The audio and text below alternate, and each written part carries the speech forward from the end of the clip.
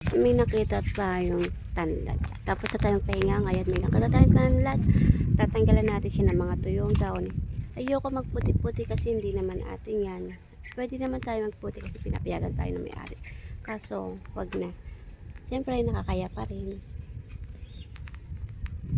Kasi sumamalag naman tayo dito. Ngayon,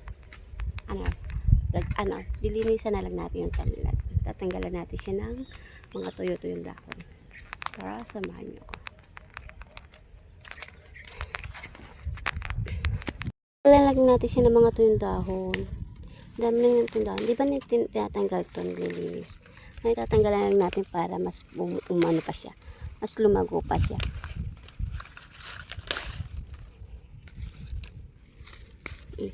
Hindi natin siya puputihin. Hindi tayo mangunguha. Lilinisan lang natin. Tatanggalin lang natin yung mga tuyo-tuyo. Ang dami lang tuyong dahon. No? Para lang mas lumago pa siya.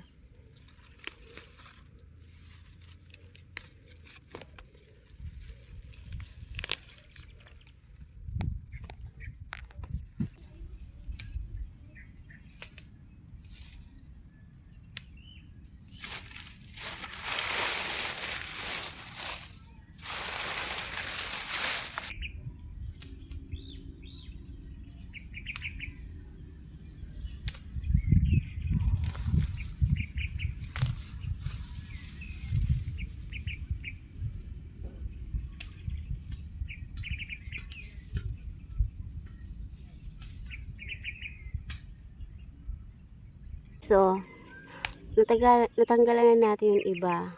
Kaya kumot nila. Masarap to panlagay sa mga, masarap to pang patong sa ibabaw ng sinaing. Masarap din to panlagay sa mga ginatan. Or sa matatamis. As in, pwede na rin naman siya. Kaya na lang po.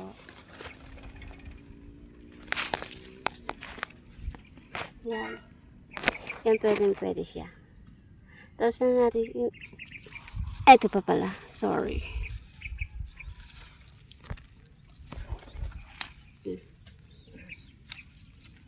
Tapos na natin siyang tanggalan. Naging malinis naman.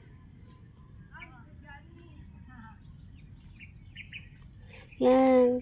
Ito lang ang video natin for today. Nagtanggalan naman tayo ng mga tutun down sa tanglad. Kumbaga parang nilinisan lang din natin siya para mas bumunga pa siya. Okay na guys. Thank you for watching.